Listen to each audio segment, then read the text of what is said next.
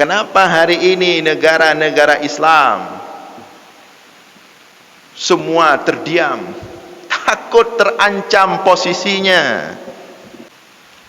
Waktu Rusia membombardir Ukraina, tapi korbannya tidak sampai seperti di Palestina.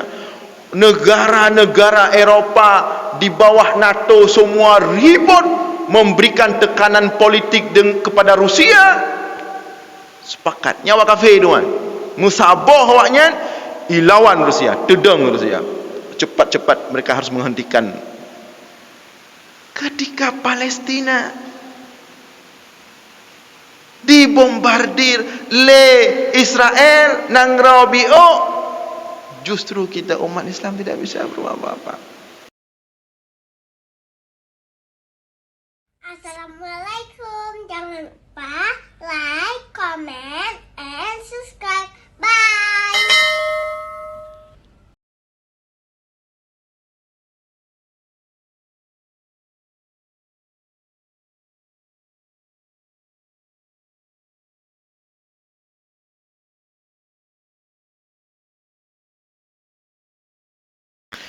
Assalamualaikum warahmatullahi wabarakatuh.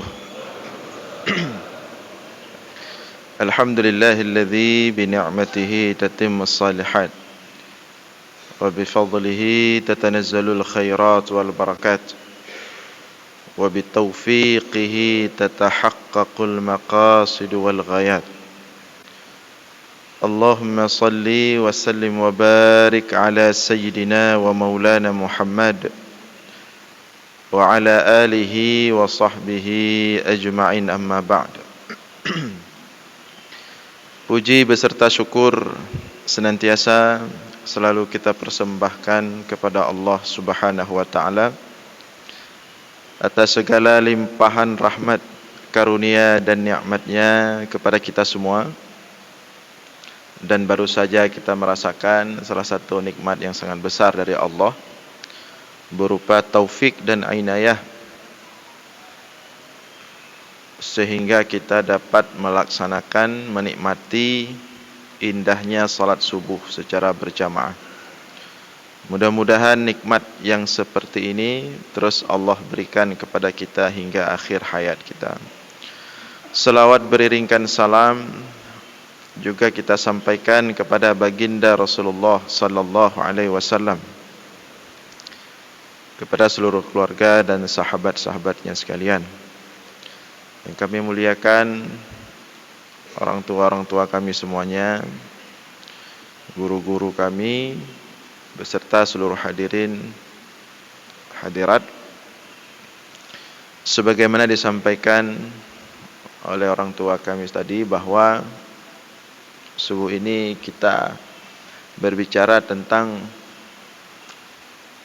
Palestina, dan sebenarnya, dan kita yakin semua yang hadir di sini sebagai sebagai manusia, sebagai muslim, sebagai mukmin, semua mengetahui dan merasakan apa yang sedang terjadi di Palestina hari ini.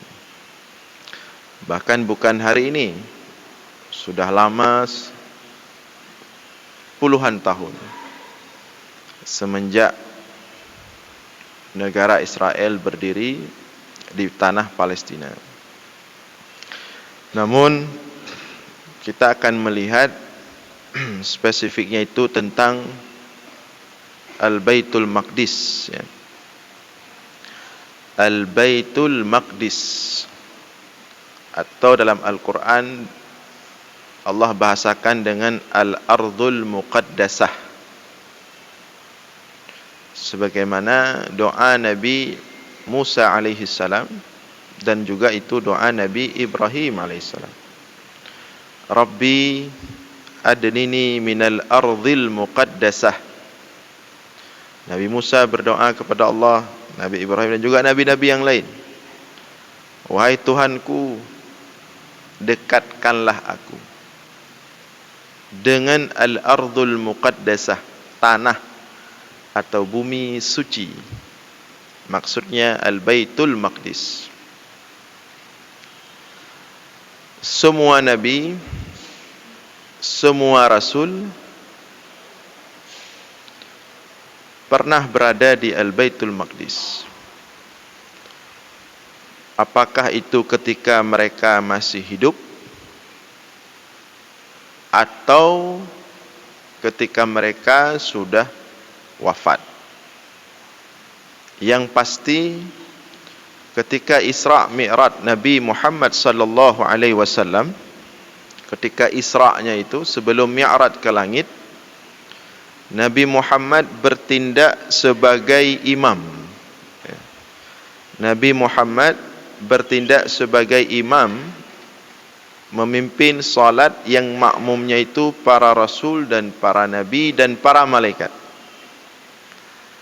Maka bunyi ungkapan dalam salah satu syair itu, ya man sallaita bi kullil anbiya, wahai engkau yang menjadi imam, memimpin salat para nabi dan para rasul. Jadi semua rasul, semua nabi ingin berada di Al-Baitul Maqdis, baik itu nabi-nabi di kalangan Bani Israel yang memang banyak di antara mereka itu di Baitul Maqdis atau di Palestina. Nabi Ibrahim, ujung daripada perjalanannya itu di Palestina. Nabi Yaqub, Nabi Yusuf, Nabi Zakaria, Nabi Yahya, termasuk Nabi Isa, Nabi Nasrani, lahir di Yerusalem. Termasuk Nabi kita Nabi Muhammad sallallahu alaihi wasallam. Sehingga yang harus kita ketahui, dan itu inti sebenarnya dari Baitul Maqdis itu, bahwa Al-Baitul Maqdis adalah sentral tiga agama samawi. Sentral tiga agama samawi, atau dengan bahasa lain simbol persatuan tiga agama samawi, Yahudi, Nasrani, Islam. Itu Al-Baitul Maqdis. Jadi kota suci tiga agama samawi. Maka dia tidak disebut dengan tanah haram. Tanah haram itu dua. Jadi kalau ada yang menyebut tiga tanah haram, keliru sebenarnya. Tanah haram itu Mekah dan Madinah, khusus untuk umat Islam. Haram selain Muslim masuk ke situ setelah Fathu Mekah. Musyrik, Yahudi, Nasrani tidak boleh masuk tanah haram Mekah, tanah haram Madinah. Maka ada batasan tanah haram. Nah, kalau Baitul Maqdis tidak disebut tanah haram, walaupun artinya itu secara literal dalam bahasa Indonesia Al-Baitul Maqdis atau Al-Quds atau Al-Ardul Muqaddasah, artinya kota suci juga. Tapi dia tidak disebut tanah haram, artinya dia boleh dimasuki dan dipakai untuk beribadah oleh tiga agama samawi. Dia itulah simbolnya di situ. Makanya selama Baitul Maqdis di tangan umat Islam, itu tiga agama samawi itu damai di situ. Ya. Pada masa pertama sekali Al-Baitul Maqdis jatuh ke tangan umat Islam itu pada masa Umar bin Khattab radhiyallahu taala anhu, di bawah komando Abu Ubaidah bin Jarrah.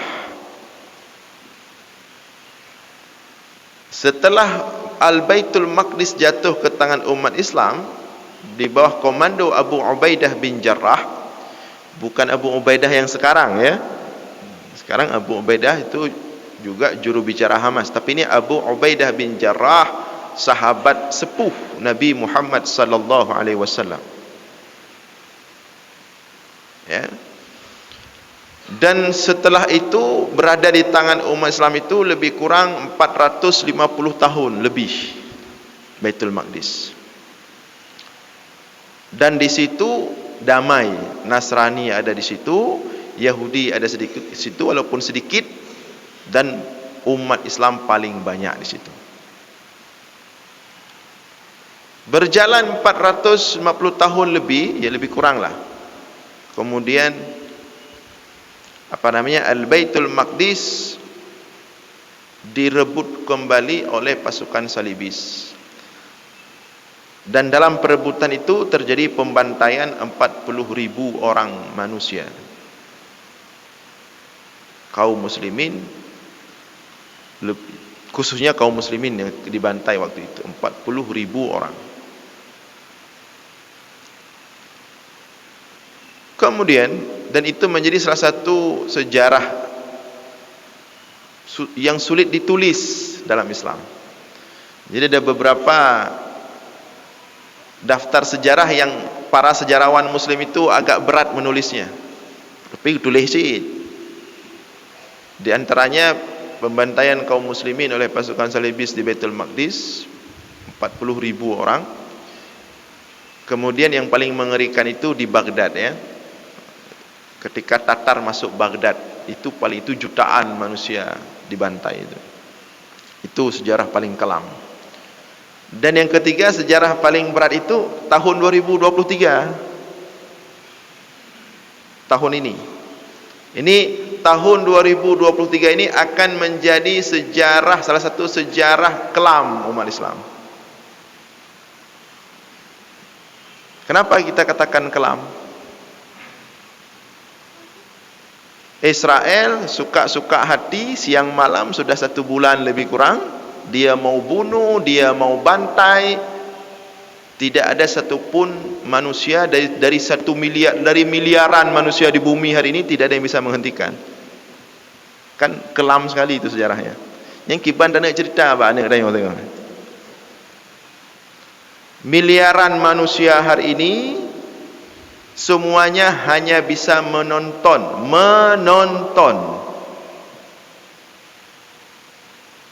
Hanya bisa menonton. Kan dengan nonton madu mo. Ya sejarah paling buruk. Udah jalan 1 bulan. Oki baru duduk, kabih madu baru duduk. Dan setelah duduk membicarakan solusi, harus jumpa dulu dengan Presiden Amerika. Berarti orangnya Tuhan Presiden Amerika berarti orangnya. Payah gede hile.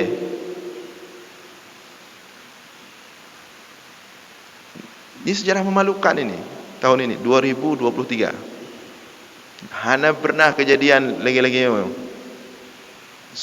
sedikit orang Israel BO awaknya nenggerotan teputan, tapi dia di depan mata dunia membantai manusia, tapi semuanya hanya bisa melihat, tidak ada yang bisa menghentikan.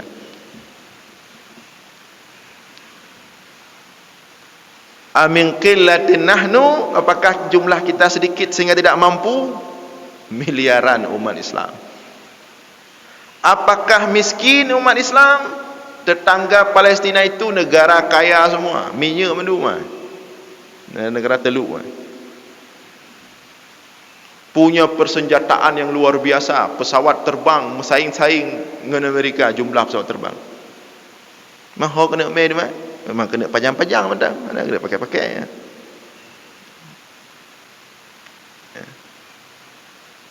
Jadi kembali ke tadi, 450 tahun lebih kurang setelah jatuh ke tangan umat Islam, pada masa Umar bin Khattab di bawah komando perang Abu Ubaidah bin Jarrah, kemudian masuk lagi salibis, terjadi pembantaian 40,000. Kemudian tidak lama langsung diambil alih balik oleh Salahuddin Al-Ayyubi. Dan terus berjalan sampai Turki Utsmani. Pada masa Turki Utsmani lah, sudah di akhir-akhir, walaupun Zionis ya, Zionis itu kan organisasi yang dibuat atas inspirasi dari buku seorang Yahudi namanya Theodor Herzl ya, yang menulis buku The Jewish State, negara Yahudi. Ceritanya panjang lah, pokoknya mereka minta ke Turki Utsmani, enggak dikasih. Sultan Abdul Hamid I, Sultan Abdul Hamid II dan seterusnya enggak dikasih-kasih. Tapi kemudian mereka mendapatkan izin itu dari Inggris setelah terjadi perang dunia. Ketika itu posisi Turki bersekutu dengan Jerman kalah. Maka beberapa negara Islam termasuk Mesir, Arab Saudi, termasuklah Palestin, di bawah kendali Inggris. Kemudian orang Yahudi datang ke Inggris minta dikasih sedikit, tapi waktu itu mereka enggak menyebut ingin membangun negara, mereka menyebut homeland. Bahasa mereka rumah tempat tinggal. Dikasih sama Inggris. Setelah dikasih sama Inggris, dan itu ada persetujuannya, dan persetujuan itulah yang hari ini dipegang oleh PBB. Makanya kalau berbicara Israel itu harus hengkang dari Palestina, itu tidak ada dalam konsep PBB, karena mereka berpegang pada perjanjian yang dibuat oleh Inggris dengan Israel. Nah, 2 kali Al-Baitul Maqdis jatuh ke tangan umat Islam, di bawah kendali umat Islam, di bawah kekuasaan umat Islam. Di situ tidak ada masalah. Tidak ada masalah. Pada masa Umar bin Khattab tidak ada masalah, damai. Penyerahan Baitul Maqdis pada masa Umar bin Khattab itu penyerahan secara damai. Jadi ketika itu uskup, siapa namanya, Batriat ya,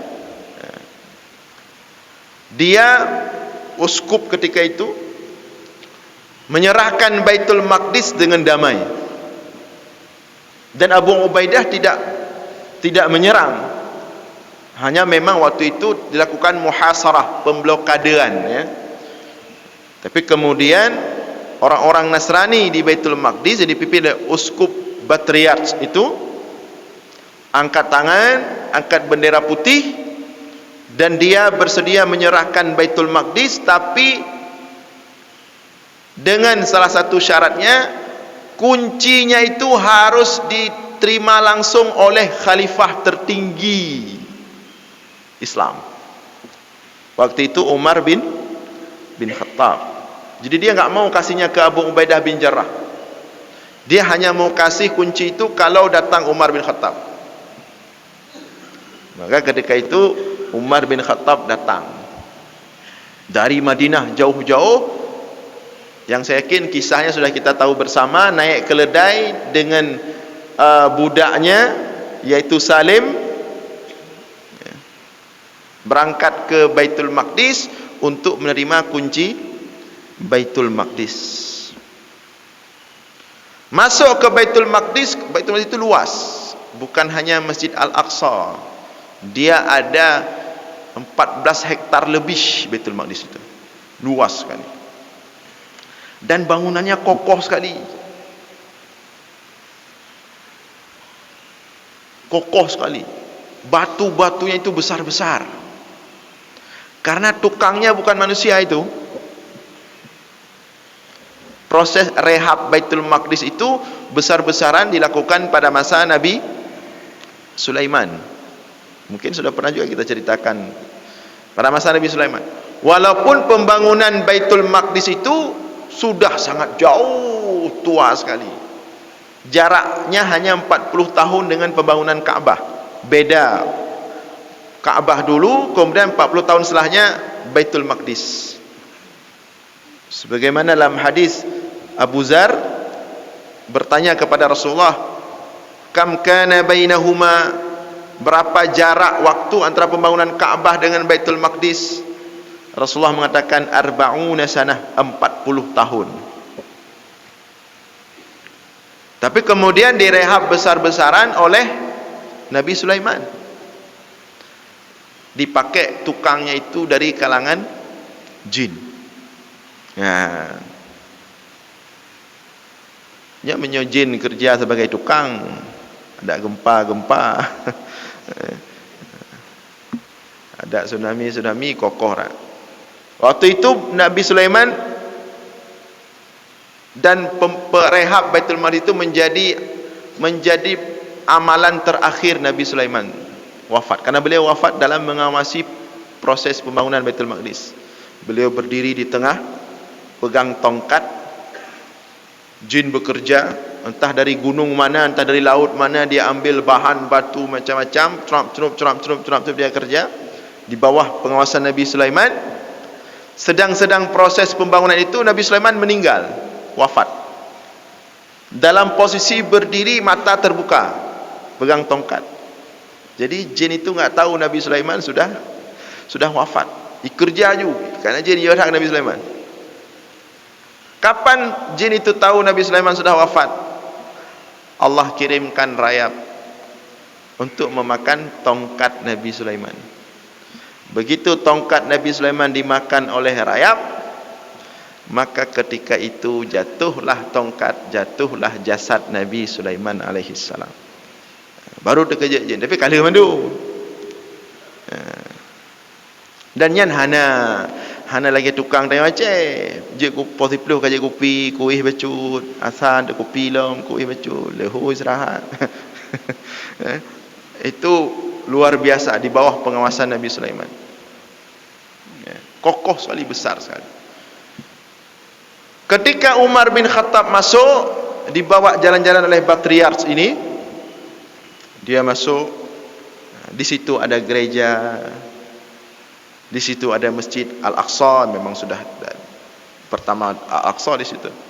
Kemudian di situ juga ada gereja, di situ juga ada tempat ibadah orang Yahudi.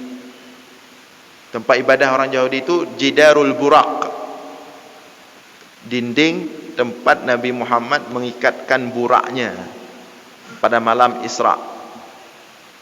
Dinding itulah yang hari ini, bukan dari dulu ya, menjadi tempat ibadahnya orang Yahudi. Mereka menyebutnya dengan dinding ratapan. 3 agama samawi beribadah di situ. Masuk Umar bin Khattab, semua tidak diganggu. Tidak diganggu. Bahkan uskup patriark itu membawa Umar bin Khattab ke gereja. Masuk Umar bin Khattab. Masuk Umar bin Khattab gereja, dilihat-lihat kondisi, tiba-tiba masuk waktu solat. Entah zuhur, entah asar waktu itu, uskup ini mengatakan, wahai Umar, solat saja di sini. Tapi Umar bin Khattab menolak waktu itu. Beliau tidak mau solat di gereja. Kenapa? Karena ini toleransi Islam.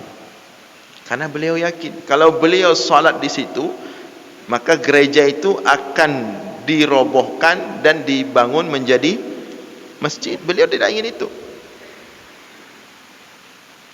Beliau keluar dari gereja, kemudian solat di pinggir, di luar, di sampingnya. Solat di situ, maka kemudian tempat solat Umar bin Khattab itulah yang menjadi cikal bakal Masjid Qubbatus Sakhrah. Masjid seperti Al-Aqsa, bahkan hari ini orang menyangka itu Al-Aqsa, padahal Al-Aqsa itu lagi. Itu masjid tempat solat Umar bin Khattab ketika itu. Damai prosesnya, tidak ada pertumpahan darah, karena itu kota suci. Ketika Salahuddin Al-Ayyubi juga menaklukkan Al-Baitul Maqdis, seperti itu juga. Prosesnya itu damai. Dan semua pasukan salibis itu diberikan izin dengan selamat untuk keluar, ya, orang-orang perang itu tanpa ada tanggung jawab apapun, berangkat. Dan setelah itu damai. Hidup tiga agama samawi di situ.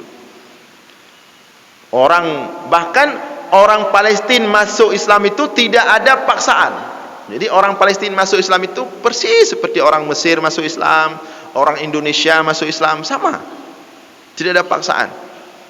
Ketika Amr bin As masuk ke Mesir, cuman untuk membantu orang Mesir menjatuhkan raja zalim di Mesir. Setelah jatuh raja zalim, seluruh pasukan Islam ditarik balik ke Madinah, ditinggalkan beberapa orang saja untuk jaga-jaga kondisi. Tapi kemudian orang Mesir sedikit demi sedikit masuk Islam, sampai kemudian menjadi dominasi paling banyak orang Mesir itu beragama Islam dibandingkan Kristen Kopti. Indonesia juga seperti itu, ya, tidak ada paksaan, kita masuk Islam sendiri. Dan begitulah cara yang dilakukan oleh Umar bin Khattab, Salahuddin Al-Ayyubi. Nah, pertanyaannya, kenapa kita sekarang tidak bisa? Kan begitu. Jawabannya, kalau kita hari ini mau kembali mendapatkan Baitul Maqdis 100% di bawah kekuasaan umat Islam, 100% di bawah seperti Umar bin Khattab, seperti Salahuddin Al-Ayyubi, kita harus menempuh cara mereka. Kalau enggak menempuh cara mereka, berarti tunggulah turun Nabi Isa dulu baru dapat. Menempuh. Harus cara Umar bin Khattab, harus cara Salahuddin Al-Ayyubi. Karena Baitul Maqdis itu bukan barang biasa dia. Kan tanah biasa Baitul Maqdis ya. Dia hanya menerima dan menyerahkan dirinya untuk pasukan-pasukan khusus, untuk orang-orang yang sudah dia buat standar. Kalau yang lain dia tidak mau menyerahkan dirinya, itu Baitul Maqdis. Dia hanya mau menyerahkan dirinya kepada pasukan-pasukan yang dipimpin seperti Abu Ubaidah bin Jarrah. Umar bin Khattab saja, pasukan itu pertama dikirim dari Madinah menuju Syam untuk penaklukan atau pembukaan Syam, yang salah satunya Palestina. Di tengah jalan panglimanya diganti. Pertama dikirim siapa sebagai panglima? Khalid bin Walid. Berangkat dari Madinah pasukan besar, yang memimpin itu Khalid bin Walid. Di tengah jalan Khalid bin Walid diganti. Ini Syam bukan sembarangan ini. Ini Palestina, ada Baitul Maqdis di dalamnya. Tidak bisa Khalid bin Walid. Diganti di tengah jalan, Khalid bin Walid diganti dengan Abu Ubaidah bin Jarrah. Beda ini Baitul Maqdis, kan lagi tamu perang tempat lain yo. Karena Khalid bin Walid punya beberapa catatan dalam beberapa perang yang lain, dalam penilaian Umar bin Khattab. Makanya Khalid bin Walid tidak bisa menurut Umar bin Khattab. diganti Abu Ubaidah bin Jarrah. Ketika pergantian tersebut, ini kita lihat ini contoh panglima-panglima yang bisa menaklukkan Baitul Maqdis. Sampai surat pergantian itu ke tangan Abu Ubaidah bin Jarrah. Tertulis di surat itu.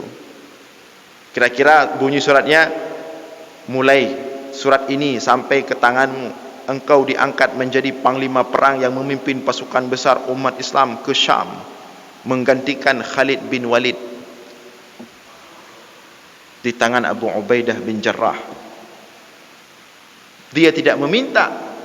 Bahkan ketika surat itu di tangannya, Khalid bin Walid di depannya. Karena Khalid bin Walid ikut juga. Dia panglimanya pertama dari Madinah. Tapi apakah Abu Ubaidah bin Jarrah langsung menyerahkan surat itu ke Khalid bin Walid? Tidak. Nyo tanya pandai nak eron kaji piu. Nyo kalung kepala orang. Nyo yang melanggih ngalung nyo siap-siap ku habis madu. Ku puduk ke dia ujung-ujung dunia ke dia. Ku pinah ke dia. Orang-orang yang haus jabatan tidak akan pernah bisa menaklukkan Baitul Maqdis. Assalamualaikum warahmatullahi wabarakatuh. Alhamdulillahirabbil alamin wassalatu wassalamu ala asyrafil anbiya'i wal mursalin wa ala alihi wa sahbihi ajma'in. Amma ba'd. Pertama-tama marilah kita memanjatkan puji serta syukur kepada Allah Subhanahu wa taala atas segala limpahan rahmat dan nikmat-Nya, yaitu termasuk nikmat kesehatan dan kesempatan kepada kita semua, sehingga pada subuh pagi hari ini kita telah mampu melaksanakan salat subuh di awal waktu, di mana ada berkumandang dan kita laksanakan secara berjamaah. Niat kita semuanya insyaallah dalam salat-salat fardu lima waktu kita lakukan dengan tertib yang sama, yaitu kita laksanakan di awal waktu di mana azan berkumandang dan kita laksanakan secara berjamaah. Selawat serta iringan salam mari sama-sama kita persembahkan kepada junjungan kita Nabi besar Muhammad sallallahu alaihi wasallam, Nabi akhir zaman yang menjadi panutan kita dalam seluruh aspek kehidupan. Kita doakan semoga kita yang hadir pada subuh pagi hari ini insyaallah di yaumul akhir akan mendapatkan syafaatnya. Amin ya rabbal alamin. Yang kita muliakan,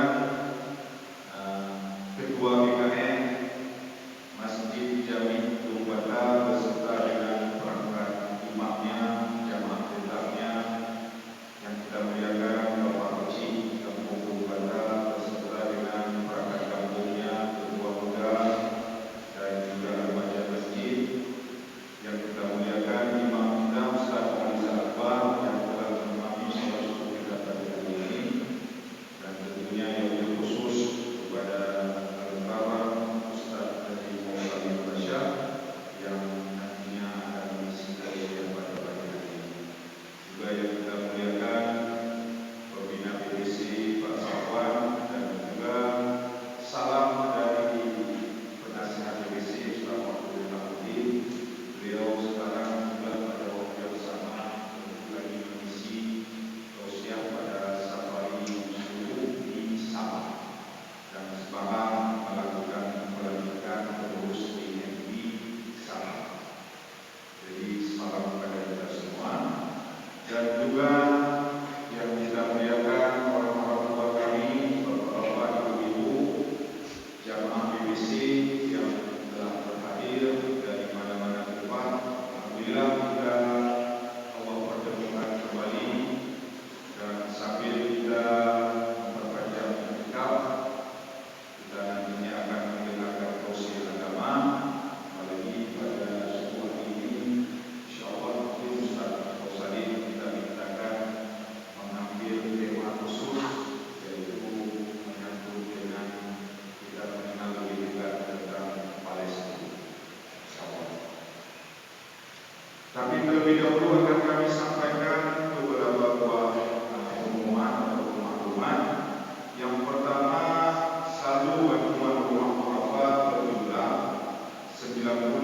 Rp660.437,4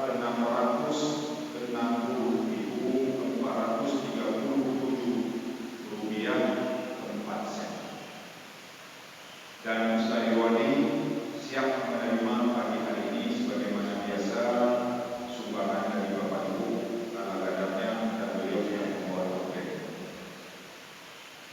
Kemudian untuk safari Jumat berkah akan mengambil tempat di Masjid Mekedung. Masjid Mekedung ada Pak Abdul Salam dari Jawa. Kemudian untuk Sabtu safari suling DKMA hari Sabtu mengambil tempat di Masjid Al-A'la Cebesi bagi yang sebelah kanan saya di sana. Kemudian untuk safari suku BBC Ahad depan, insya-Allah berdasarkan keterangan Ustaz Darwadi penanggung jawabnya, itu kita mengambil tempat di Masjid Al-Qur'an Berawi. Masjid Al-Qur'an Berawi. Mungkin di Al-Qur'an Berawi saya tidak akan sampaikan. Insya-Allah kita nanti Ahad depan mengambil tempat di Masjid Al-Qur'an Berawi. Tolong kepada kita semua jangan berhenti untuk mendakwahkan saudara-saudara kita untuk bisa meramaikan subuh, safari subuh ataupun salat subuh berjamaah. Jadi nyonya hadir nyonya mengajar itu kena hadir dulu. Jadi kadang-kadang katanya perlu menunjukkan dakwah mengajar saudara-saudara kita. Makanya Ustaz Musalim pernah menyampaikan kemarin khutbah di Masjid Agung. Jadi kita tak habis. Anak berbini, anak mengatakan kalau pertukaran di depan mata diam saja, mengandalkan satpol pp dan BH. Nah, pasukan pada waktu tahu satpol pp dan BH. Pada roda satpol pp jaga baik di daerah mereka, jaga baik di pada usaha. Jadi demikian maka perlu kita semua ambil bahagian. InsyaAllah sesuai dengan kemampuan kita. Kami kira demikian kepada Ustaz Musalim kita persilakan. Ada